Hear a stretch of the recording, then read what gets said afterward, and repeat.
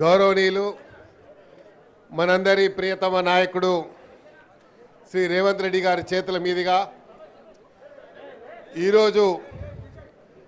తెలంగాణ ప్రజలకు సుదినము. గౌరవ ముఖ్యమంత్రి గారి చేతుల మీదుగా తెలంగాణ తల్లి విగ్రహ ప్రతిష్ఠ కార్యక్రమానికి, భూమి పూజ కార్యక్రమానికి ముఖ్య అతిథిగా విచ్చేసినటువంటి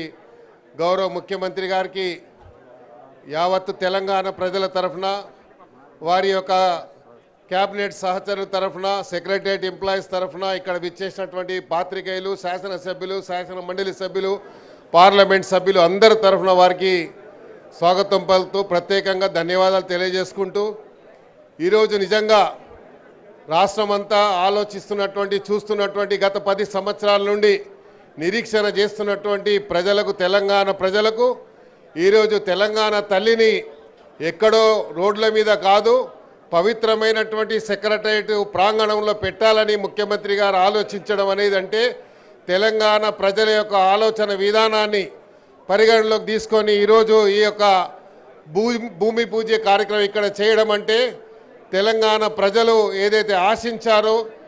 రేవంత్ రెడ్డి గారి ప్రభుత్వం ద్వారా యావత్తు తెలంగాణ ప్రజలకు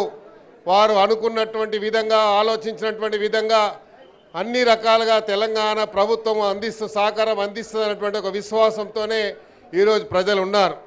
నిన్న మొన్నటి వరకు ఈ సెక్రటరియట్ ముంగట్నే భారతదేశం గురించి త్యాగం చేసినటువంటి త్యాగ పురుషుడైనటువంటి రాజీవ్ గాంధీ గారి విగ్రహం పెడితే ఎన్నో మాటలు మాట్లాడారు. అలాంటి వారికి మరి జవాబు చెప్పే విధంగా తెలంగాణ తల్లి విగ్రహాన్ని సెక్రటరియట్ ప్రాంగణంలో పెట్టి చెప్పిన మాట ప్రకారం వారు చెప్పారు, డిసెంబర్ 9వ తేదీ నాడు సోనియా గాంధీ గారి జన్మదినం, ఏ రోజైతే తెలంగాణ ఇచ్చి తెలంగాణ ప్రజల యొక్క ఆకాంక్ష నెరవేర్చినటువంటి సోనియా గాంధీ గారి జన్మదినం సందర్భంగా ఇక్కడ తెలంగాణ తల్లి విగ్రహం పెట్టాలని